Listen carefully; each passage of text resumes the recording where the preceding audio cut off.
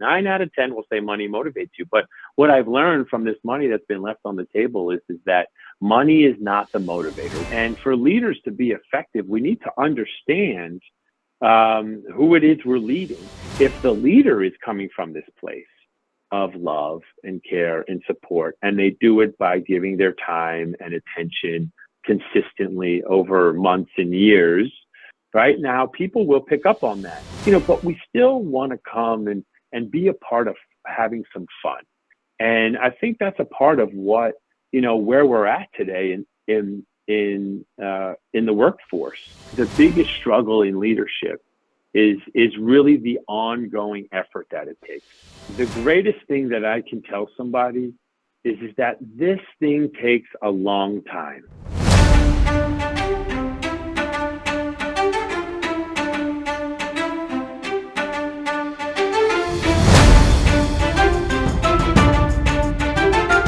Welcome, I'm your host Stefano, and this is When Leaders Talk. This is an episode where we have another great guest, Steve Reiner. He has been in corporate America for more than 20 years now. He's a vice president of sales, but he's also the author of a great book that I highly recommend. It's called Leaders Created. This book is basically his biography, his journey as a leader. Of course, it's a journey that has not ended yet. Steve is still working and still learning, as he admits in our conversation. And there are a couple of things that I really appreciate about the book is the spotlight on two kind of characteristics of leadership that are normally not very much taken care of. And the one is love in business, and the second one is fun. Of course, it's not love like the one with a partner or in a sentimental relationship or with our parents, but it's a different type of love. It's love on what we do, is passion, but it's also care for the people we work for. So the book is, I think, a great reading, and I really enjoy it, and I've read a bunch of books. And this conversation is also full of insights on leadership. We've been drawing from Steve's experience to bring you some great example of what a good leader is. Before I leave the floor to Steve, let me remind you about my blog. I have a website that is masteryourc.com, and to subscribe to this channel. You can also follow me on the social media, especially LinkedIn, where I write pretty much daily about leadership. Well, with no further ado, Steve Reiner.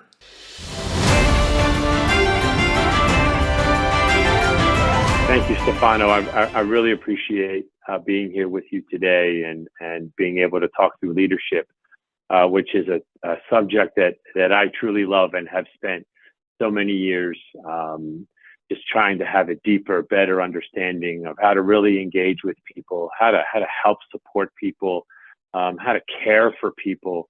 Because for me, the real definition of leadership is how do we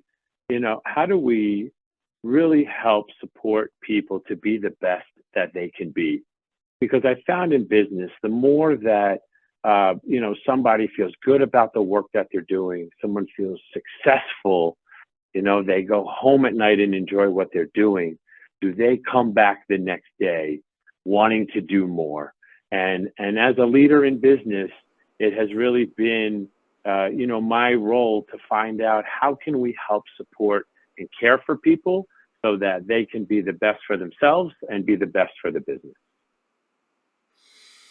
So supporting the people working with you, and how would you support those people? So what is that you put in practice in your everyday work, and even sometimes I guess beyond the normal working hours? Mm-hmm, mm-hmm.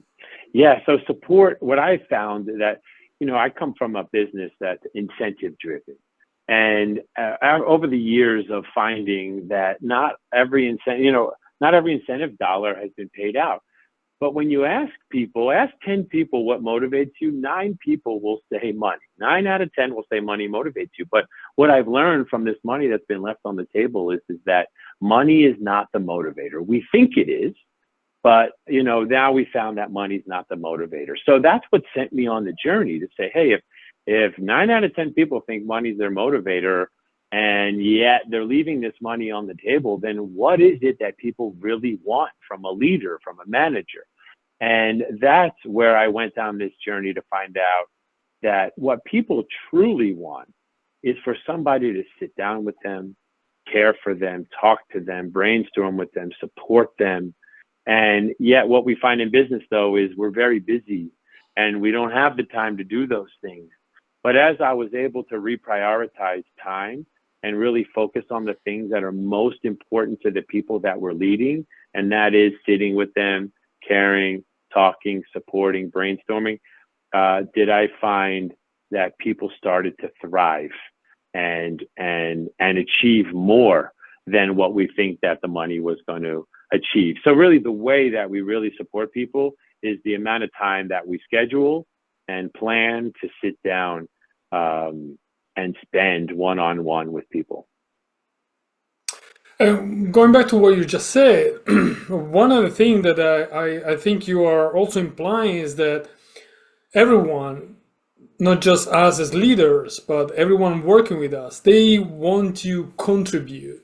They want to bring value. It's not just, as you mentioned, it's not just the salary. It's not just having an occupation and something that will give them the money to pay the bills. It's beyond that. I want to have an impact. And the way for me to have an impact is through contributing in an effective way, in a real way, if you want, to whatever the company, the team is doing.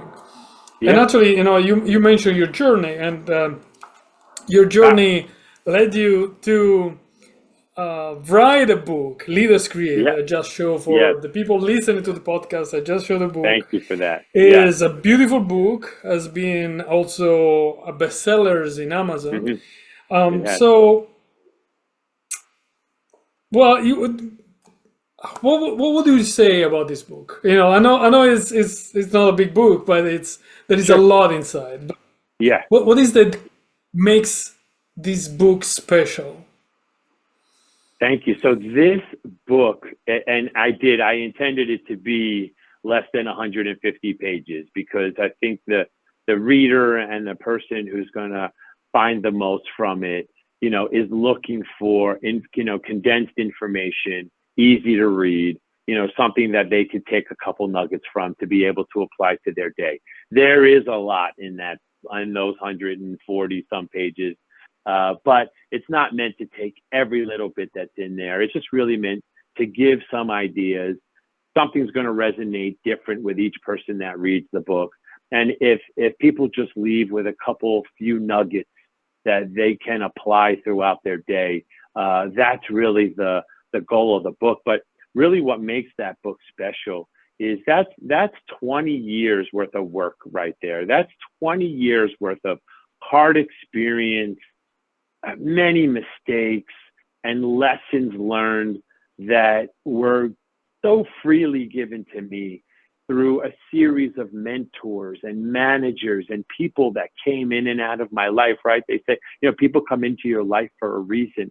And I've had people that come into my life that I've learned one thing from. I've had people in my life for years that I've learned a lot of things from. And that book is really 20 years worth of work that I wanted to be able to document, to be able to frame up, and to be able to give back to anybody else that wanted to learn. I was eager to learn. I am eager to learn, and I am driven for success. And I really wanted to figure this thing out. And when I really realized the thing is leadership, the thing is how we interact with people, the thing goes way beyond our day-to-day tactical work, and it becomes more about how we influence, how we engage, how we understand people, right? I say I'm in the people business today, even though we all have that widget, that box, that something we sell, that service.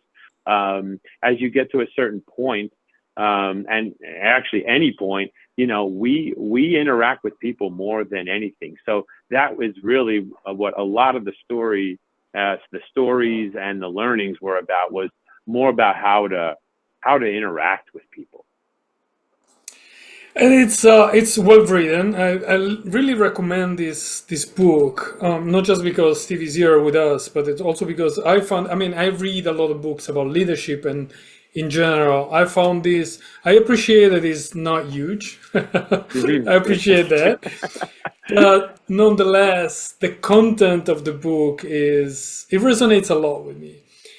And first of all, the title, because leaders created, implies, and you might confirm or not, this implies that you believe that you can create leaders, or that a leader can be actually created, kind of trained, if you want, right? Sure. And that's Absolutely. actually how you started.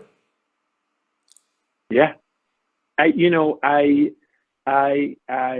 came up with the Leaders Created title because, as I think about the journey and so many others, this wasn't just about my own journey, but so many other people and so many other things that I've read and studied. And, I am a student of leadership, and read on so many different topics, because leadership is such a broad topic. There are so many things involved in it. And so just the talking with people, the listening, the questions, the understanding, all the reading and watching and all sorts of things over the years that I've done. And then also my own journey, right?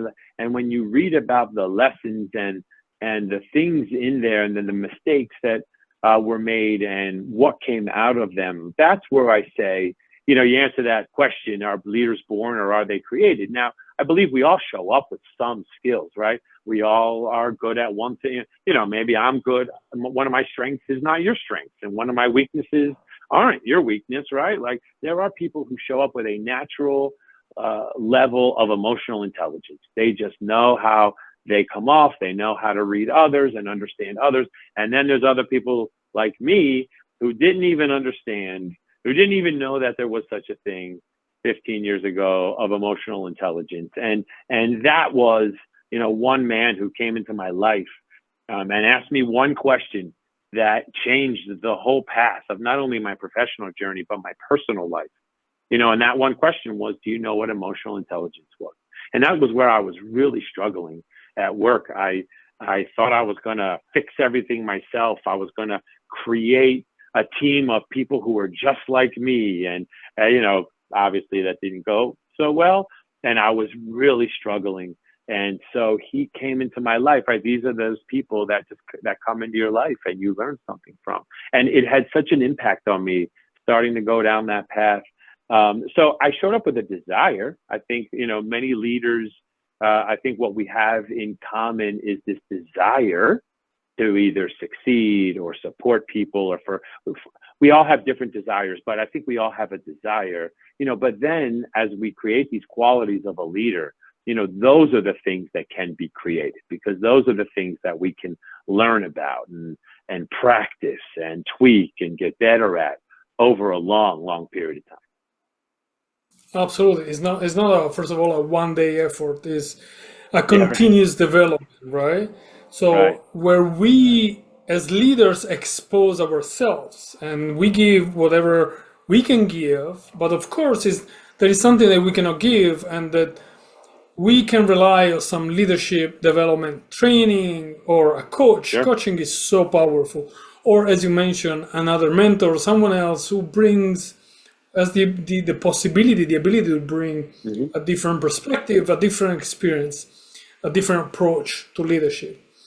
One of the things that I love about your book, talking about love, is actually chapter 4. Yeah. It is love in business. Yeah. I think is, of all the books that I've read, I never read, it's about leadership. Probably this is one of the first time I read about love. And I would like you to expand a little bit about this, because I think it's such an important approach. It brings a different light on what leadership is and what a good leader can do Hmm. to be successful, not just as a manager of a team who has performances and tasks, but also, as we mentioned, to create leaders, to contribute to the person development and growth. Right.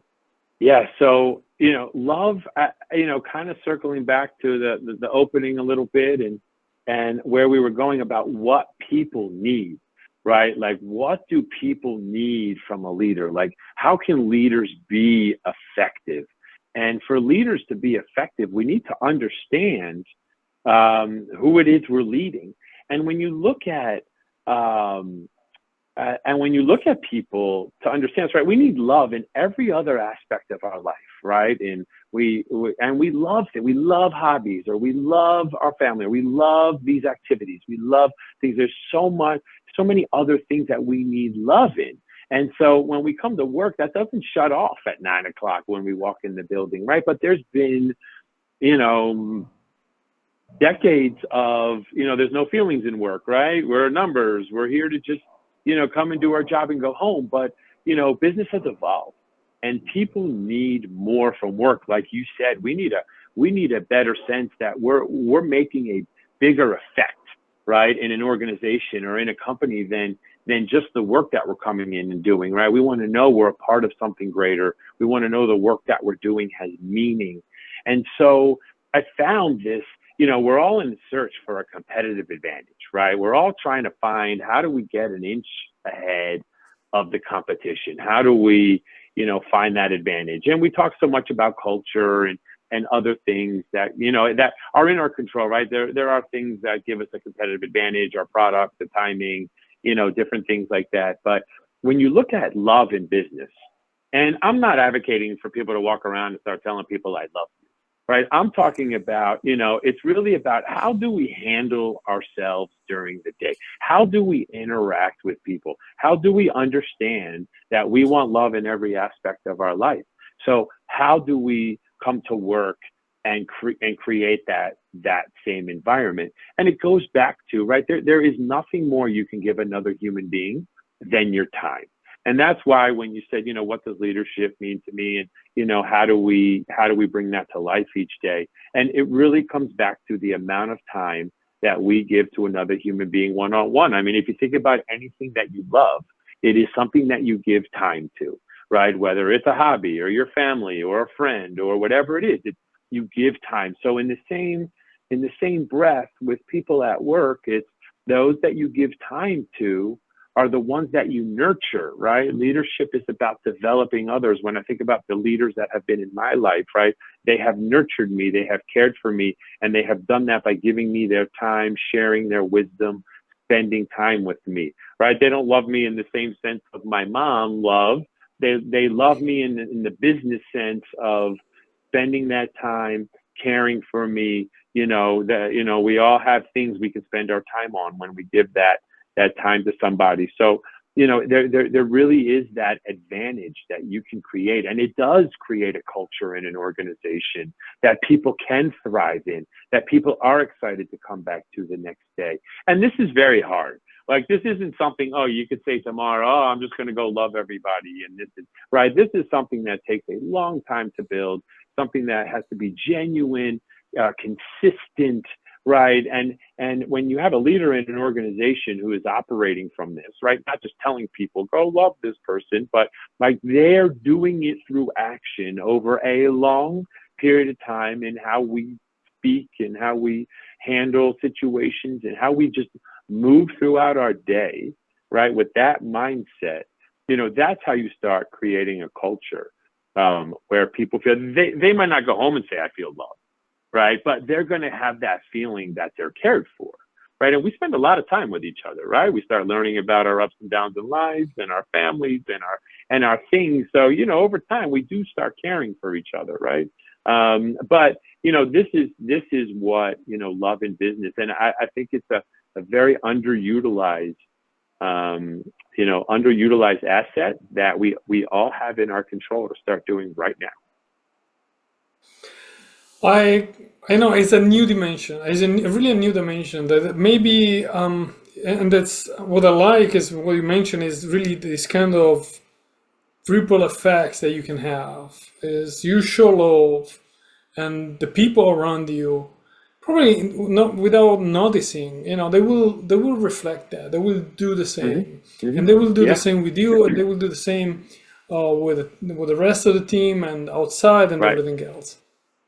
And that's why another thing that I really like about your book is how you advocate for kind of employee center mentality culture, where you're Right. you're focused on the team working with you, not because you don't care about the clients, quite the contrary, because you know that that's a great way Right. to have more clients, right? Correct. Yeah.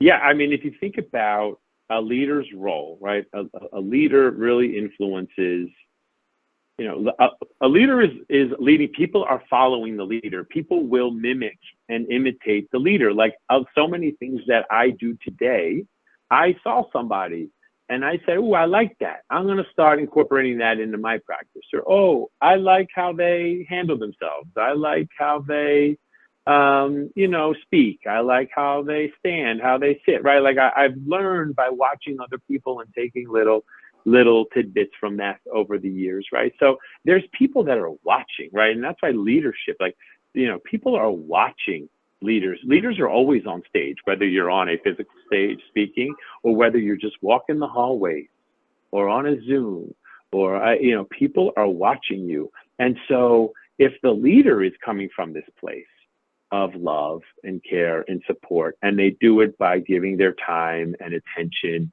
consistently over months and years, right? Now, people will pick up on that. So some manager that is working for that leader will like that interaction. And then when they grow, right, they will act that way, or they will take some tidbits from their experience with that manager or leader, who's leading from a place of love. And again, just to clarify, love is just about the amount of time, right? It's not drawing hearts on the wall and it's not all that stuff. Love is just referring to the amount of time that we give to something if we love it. And so we give our people that amount of time, and our people are feeling good and our people are happy.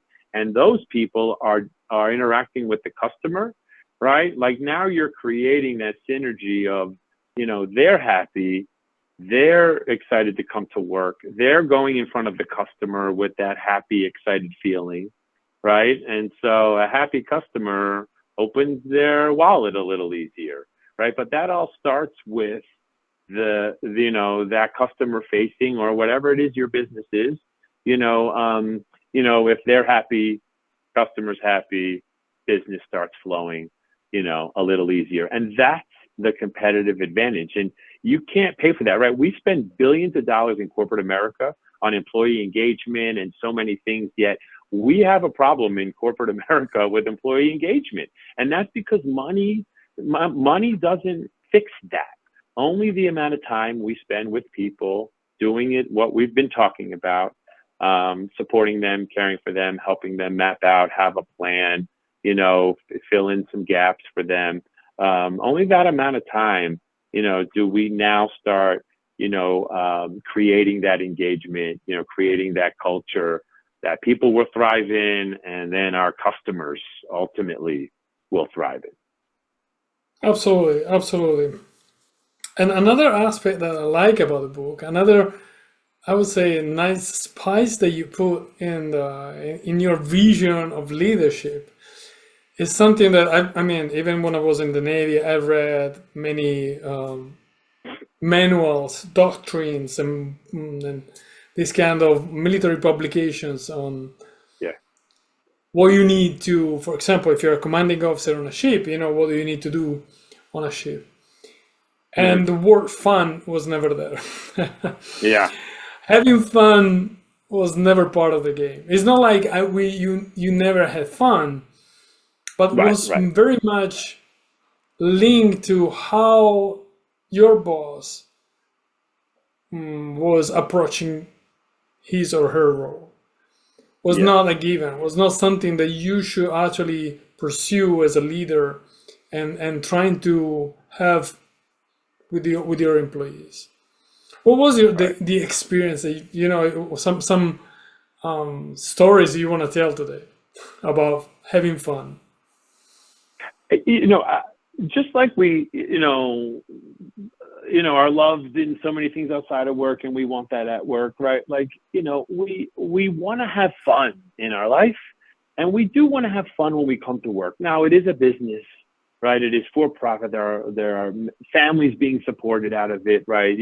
There still is some serious work going on, but even though there is serious work going on, we still want to have fun. And when I say fun, right? So I think we've all worked under people that weren't so fun, right? It was all business all the time. There was no joking. There was no lighthearted conversation.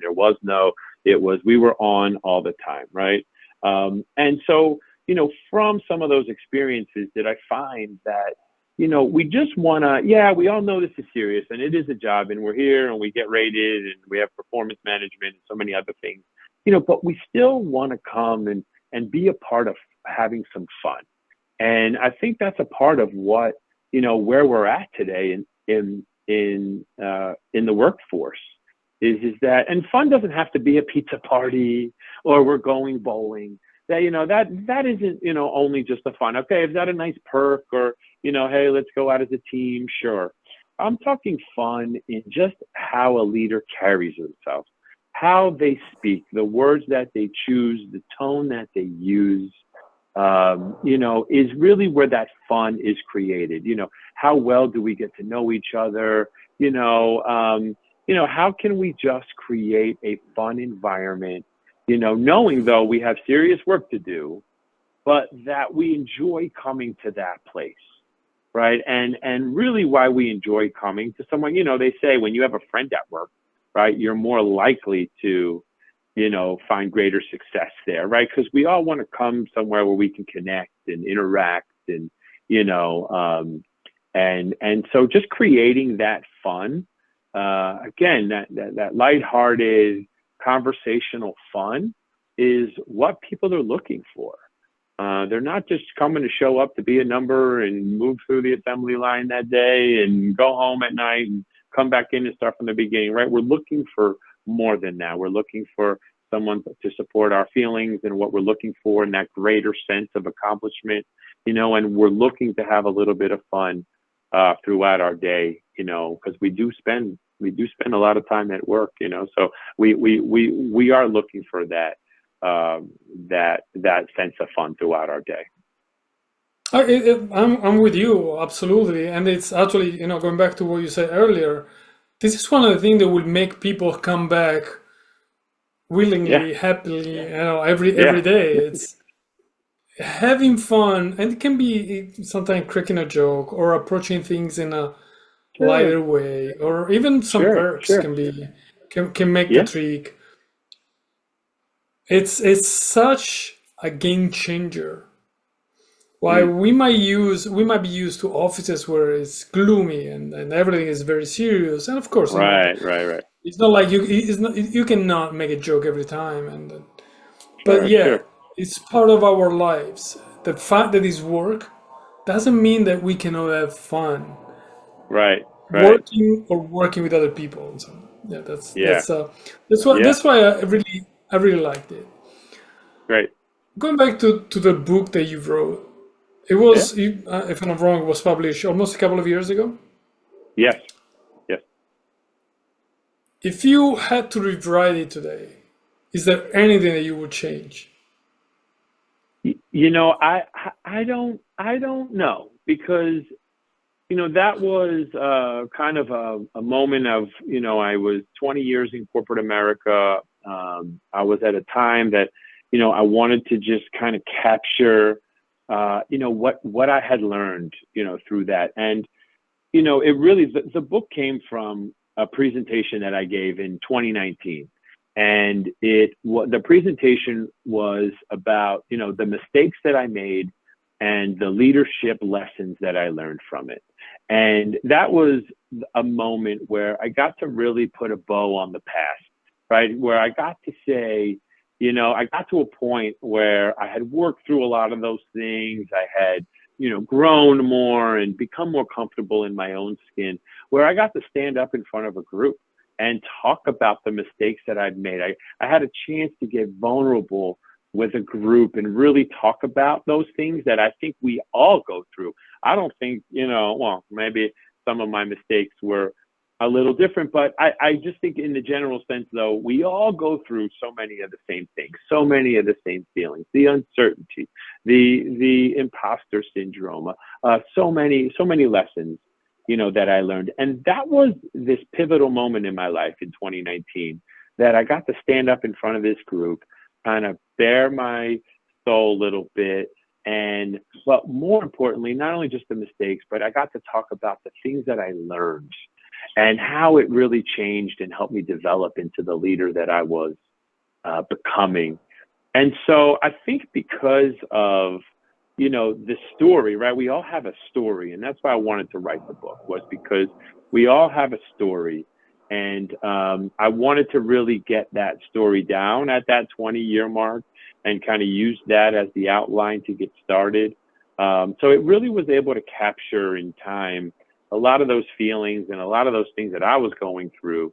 But really more importantly, what I was able to learn from it and how it helped me, create the leader that I have become today and really helped accelerate my career. I mean, these are skills, right? I mean, if somebody's driven to grow in their career, which so many people are, it's these skills, right, that help us accelerate in our career. We think it's the tactical skills. I got to know my job really well, which is true. You got to know your job really well. But what I have found that takes us even further than that competitive advantage for the individual, is leadership, is understanding people, how to work with people, how to influence people, how to go through all those, all those things that leaders have to go through in a day. That goes way beyond the tactical work that I do each day.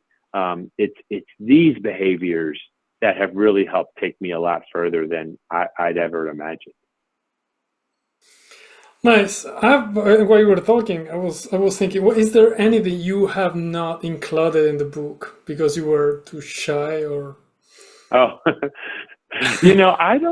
I laid out chapter 2. There are 2 of my toughest roles that I had, but were so transformational, but they were so painful, right? And that's what chapter 2 was for me, was really just the laying it all out there, really just, saying what it was. And what's great that I could talk about now today is, again, because I have worked through a lot of it, right? So it's easy to talk about, as you're on the other side of it. I know when I was in the middle of it, it was very, very hard and actually had really limited awareness. So a lot of the stuff I didn't even know was going on at the time, until I started down that path of emotional intelligence, leadership, and others. But no, I really laid it out there with a couple of those roles that you'll read about in the book. It pretty much bears the interpersonal struggles that I was having.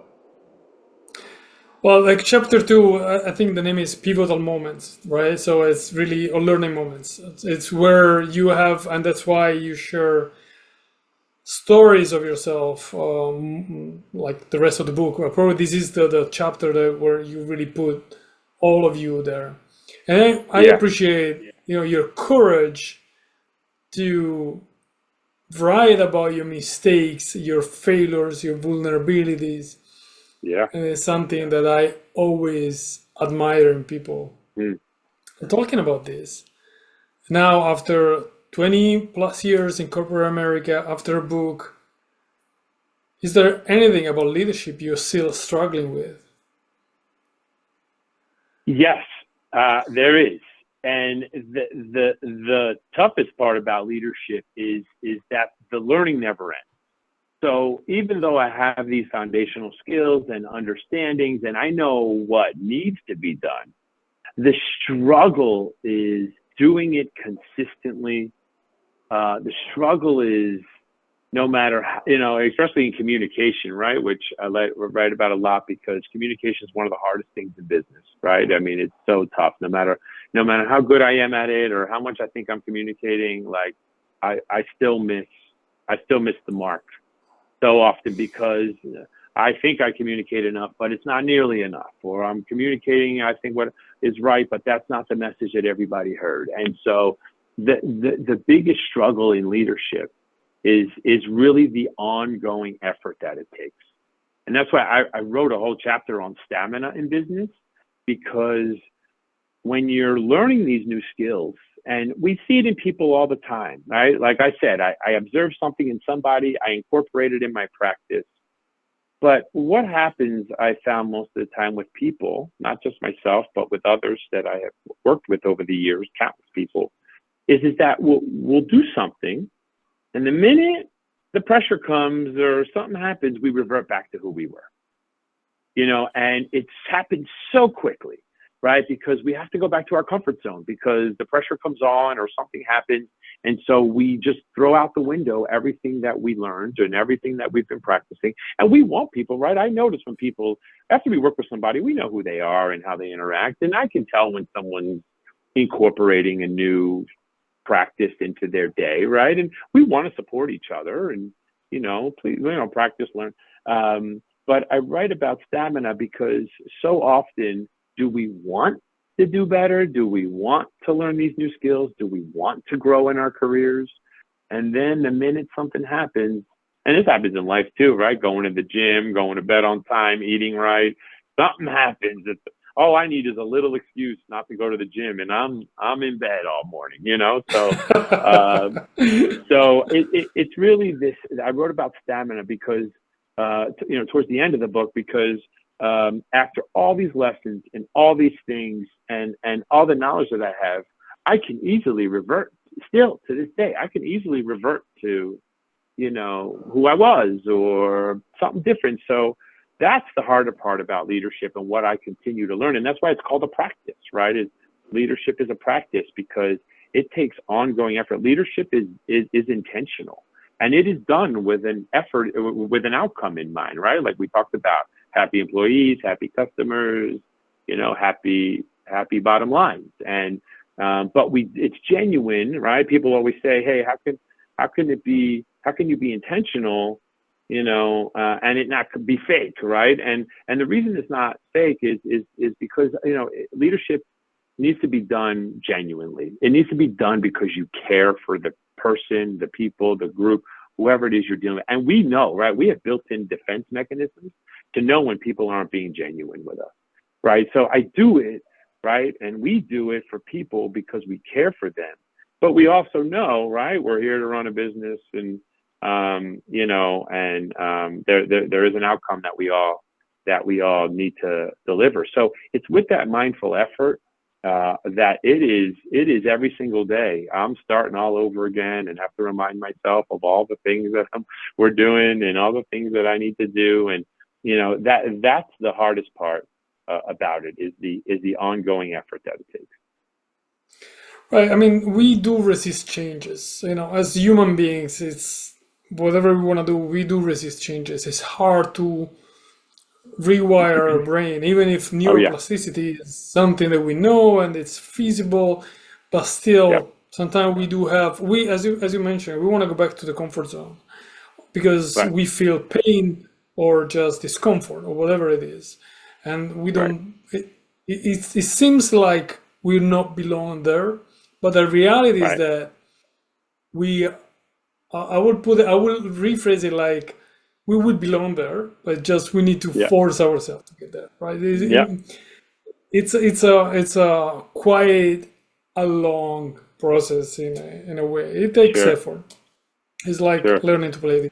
It takes effort. Yeah, it is. So we've been talking about your failures, mistakes. Let's change a little bit. What is the biggest achievement as a leader? I'm not talking about business and sales. Right. So what is the biggest, the thing you're so damn proud of, other than the book, of course? Yeah. No, the thing that I'm most proud of is I spent the beginning of my career, I'm telling you, 10, 15 years taking, right? Like I'm learning from others, making those mistakes, working for an organization that gave me that platform, right? That gave me those mentors and managers and things that were there to support me, in addition to people outside the organization. But I spent so many years taking and absorbing and learning. And then there was this point, right? And I remember the role, and that's when I write about pivotal moments, because, you know, there are moments in our careers, in our lives, that we learn something that we take with us that kind of shifts our thinking a little bit. And it's just that moment, right? And so pivotal moments for me in that chapter 2, really, I think that actually those couple roles, those real messy roles, were written about in chapter 1. Chapter 2 is pivotal moments, was really those moments that somebody came into my life. In that moment, I remember the day and where I was and how my chair was facing. Like, I remember the moment that I learned something that I took with me, right? Or I realized something that I had grown that day. I had grown in that moment. And, you know, over all that consumption, I remember the role, I remember the feeling, I remember the day that I felt like I'm kind of moving into this next phase, that instead of taking like I've been taking for years, it was actually time for me to start giving back. And that's when I was able to start sharing and start mentoring back instead of being the mentee, right? The proudest moment in my career was when I actually became the mentor. And that's where I started this next phase of my career, where I was, and in my life, right? Like, this isn't just about work. This has affected my whole personal life, my family. That's why what happens at work and all this that I learned at work, like, that's why we say when we want love in every aspect of our life, it doesn't turn off at work, and people want to have a greater sense. Like, what I learned at work and who I have grown to here has a direct relationship to the rest of my life, you know, financially and in just so many other ways, in my relationships, how I handle myself. So, and I learned all that at work, right? I learned a lot of that and made a lot of those mistakes at work, that I was able to actually take back to my life, you know, my family and others. And so that day, in that moment, in that role, when I started realizing that I was kind of shifting a little bit from being the mentee to the mentor. Now, I still have mentors today. I am a big believer, you know, in people that I come in contact with that I just like their message. I like the way they handle themselves. And it's not a, hey, will you be my mentor? It's like, hey, can we schedule a call? Like, I don't have to use the mentor word, right? But that's what it is, right? Hey, can we schedule a call? I'd love to connect with you. And, you know, we end up, you know, talking. And I just stay consistent with that, right? And then I follow up a month later. Hey, can we schedule some more time? And it's not just a one and done, right? It's just on and on. So I still have mentors today, but then I got to this point where I was able to be a mentor, and I was now able to give back to others. And that's why it's Leaders Created. First, create yourself, then help create others. And now I'm in a point in my life and career where I can help others, all while I'm still getting a lot of help. Remember, this thing is never over. I'm still growing and learning. But I'm able to now help touch somebody's life a little bit who will remember me in 10 years. Like, I remember people from 10 years ago who left a little nugget with me that I have taken that has transformed my life in ways that they may never know. And so that's really the goal today. And really what I've been most grateful for, and the most positive outcome of all the mess you'll read about, is now how I could touch other people's lives. And that's the exponential effect that leadership creates, right? I mean, imagine if I affect 5 people's lives, and each of those 5 people affect another 5 people's lives, and those 25 people affect 5 of those 25. I mean, we're talking in the millions of lives over however many years that will carry on and be a legacy, you know, for a long time. And that's really what I want to leave with everyone here. Is this switch from receiving to giving, right? Is from And that's because it's in our nature to help. Something we think we are selfish, of course, and it's not like we are Yeah. not. Right. Nonetheless, you would be surprised. People would be. It's always surprised when they understand that despite all this selfishness, people are still willing to help. Right. And especially here in the United States, I'm always amazed by the uh, the associations for helping each other, volunteers. Is Sure. something that at least in Italy we don't have to this level, to this degree. Right. So, and this is probably the perfect, if you want, reference of for the last question is, talking about giving. What is the suggestion that you will give to a young leader coming to you and asking for a few recommendations? Yeah. The greatest thing that I can tell somebody is that this thing takes a long time, right? Like I was clawing and wanting to move faster and, but life never lets us move too fast, right? We are always where we need to be in that moment. And we may think we're not far enough along, or we're not making enough money, or we're not. But in that moment where we need to be now, is there more work we can be doing? Can we be doing other things to help ourselves move along? And, sure. But if you look around at any, most CEOs, the majority, right? Like, are there some that created their own company and they're in their 30s and, and sure, you'll find those out there. But if you look at the majority of them, they're all well into their 50s, right? Like this is something like to get to a point in your career that you are at a place like that, like it takes years. I mean, it was 10 years just for me to really, learn the ground game and sales and right. Like Oprah, I think it's Oprah says, to master anything takes 10,000 hours, right? And that's about 10 years, right? So it took me about 10 years to really understand the sales, profession and that craft, right? And then it took me another 5 to 10 years, right, to really understand the management part of it, right? Now we've been talking about leadership, right? That non-tangible for me, how you make people feel, how you inspire people. That's leadership for me, right? It's hard to write down exactly what you do as a leader, but as a manager, right? Management is a tangible skill. You can, hey, here is how I manage people. This is what I do daily, weekly, monthly. Here's what I do to manage people, hold people accountable, right? But you really, a lot of management and leadership cross over because, you could be a manager and not be a great leader. You can follow all the tangible things you write down, but you don't really inspire people, right? People won't really follow you. They'll do what you are telling them to do, but you won't inspire them. And you could be a great leader, but not a good manager because you don't like to follow those, kind of things you need to do as a manager. But the best managers kind of incorporate the two.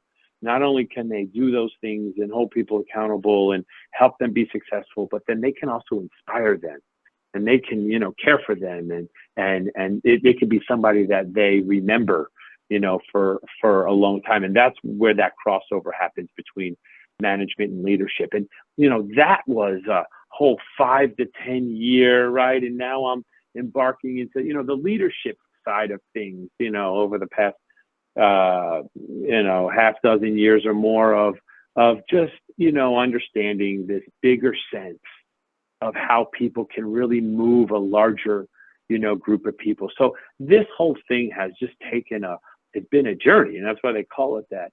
So a young person coming on, I would just really master the work that you're doing with a strong eye for the people that you're working with, a real, sense of emotional intelligence, and just how you are coming off, how other people are receiving you, reacting, as you're really building that ground game, and find those mentors and get that feedback and, really develop, a real strong foundation to how you conduct yourself in business. Right. And then you'll get into those roles that you then can, in year 11 and 12, year 11 and 12, right? Like this is how long these things take, then you'll get into that next phase. Then year 20 plus, you'll get into this next phase. But you got to think a career is 30, 40 years, so we don't have to rush, although we all want more money. Life's not getting any less expensive. So I understand how it goes, but for us to really develop and grow and be that, leader and create that leader that we really want to be will take a long time. So just, take it in chunks and enjoy the ride, and just know that it'll get really uncomfortable at times too. I second that. I want to add just a small thing, because some people might be scared by this long-term results, but in reality, Right. you can celebrate even small advancements, small achievements.